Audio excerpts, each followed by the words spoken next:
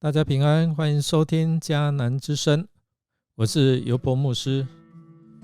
今天11月8号在家会族，我们要分享的是对上帝不忠的结局。我们要看以西结23章1到49节。我们先来读今天的金句：你们两姐妹啊，我要惩罚你们的淫荡和拜偶像的罪，这样你们就知道我是至高的上主。以西结书23章49节。如果我们看23章这一段的经文，是在描述两个淫妇的比喻。先是用阿荷拉和阿荷利巴来代表犹大还有以色列，上帝要审问他们，因为他们违背了神的心意。上帝也要让外国来惩罚毁灭犹大和以色列国，作为其他国家的警戒。其实在旧约常常用婚姻来比喻耶和华和他子民的关系。婚姻是很亲密的，并且在强调两者之间立约那种忠诚度、忠贞。这一章我们看到北国以色列称为阿荷拉，意思就是他自己的帐幕，指出他为自己设立不一样的敬拜上帝的方式。上帝用这个名字来责备北国以色列，他们用自己的方法来敬拜，他们选择自己的敬拜的地方，并不按照上帝指示他们的来设立敬拜的地方。可见呢，他们虽然敬拜这位上帝，但是呢，却用自己的方式来敬拜。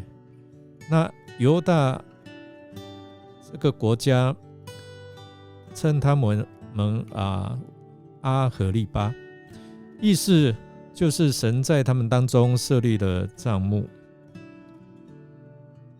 南国在耶路撒冷的确有上帝选立的圣所，这是合法敬拜的地方。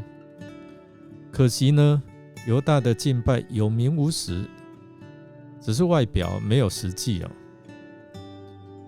所以敬拜成为很虚伪、很表面的这样的一个情形。弟兄姐妹，有时候我们是不是也像如此呢？有时候我们有这样的信仰，自称我们是信上帝，但是没有敬拜的实质。他们按照自己的心意和方式来敬拜上帝，特别是疫情来更影响到我们对上帝的敬拜的方式。原本圣所是耶和华与他百姓相处相会的地方，但是如今这个圣所非但不再属于耶和华上帝，竟然成为他们与列国行淫的地方，就是崇拜偶像。这是耶和华所无法容忍的。那我们来看南北两国的核心问题，其实在于他们忘记了上帝。如经文所说，他们把上帝丢在背后，因此呢，他们要承担应有的报应和惩罚。先知他也指出犹大和以色列这两位姐妹有以下的各项的恶行。第一个就是移情别恋。先知指责南国对上帝不专一，他离弃神，所以他去寻求亚述巴比伦、埃及等好像情郎这样的一个帮助，并且他随着自己的喜好来行事。所以为了要惩罚他，上帝决定叫那些情郎反过来攻击他。你知道古代女子她们会精心打扮她们的，特别是鼻子耳朵，来吸引异性。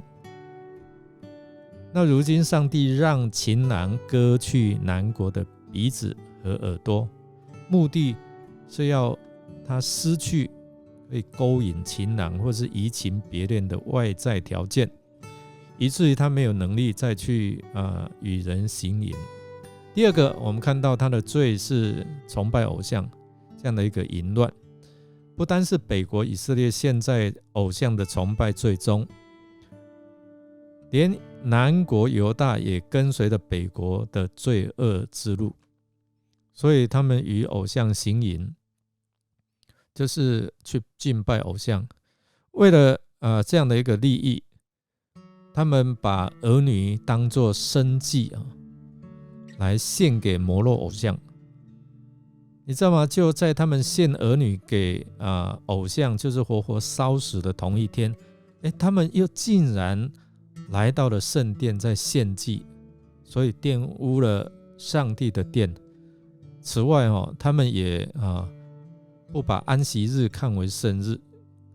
又犹大为了表示跟这些友邦政治上的友好，所以他们跟外邦人一同举行宗教仪式的时候，发出亵渎上帝的声音，安逸欢乐，完全漠视耶和华上帝的愤怒。最后一个是死不悔改的人生。先知把南北国形容为行淫衰老的妇人，最终他们的结局是要受到很多人的攻击，把他们抛来抛去，被人抢夺。上帝也要让他们面临如此悲惨的命运，其实目的就是他们要承担他们拜偶像的罪，也从淫行的当中来在境内止息，就让过去所做的这些要让它停止，所以叫所有的人引以为戒，不可以再效法他们。我们来默想你能够从南北两国的失败中学到什么样的功课呢？犹大不能逃避诱惑，以致面临亡国的结局。今天我们检视一下自己的生命，是否让眼目的情欲和今生的骄傲等等世上的事阻碍了你与上帝建立真正亲密的关系呢？让我们一同来祷告。主耶稣，求你保守我们的心思意念，叫我们可以靠着主所赐的力量胜过一切身边的诱惑，并且以犹大和以色列的结局为警戒。求圣灵时刻来提醒我们，能够忠心信靠主，即使我们因为软弱跌倒了，也能够甘心乐意的悔改，继续靠主而活。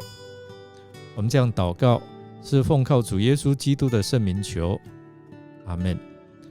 感谢您的收听，如果您喜欢我们的节目，欢迎订阅并给我们好评。我是尤伯牧师，祝福您一天都充满平安、健康、喜乐。我们下次再见。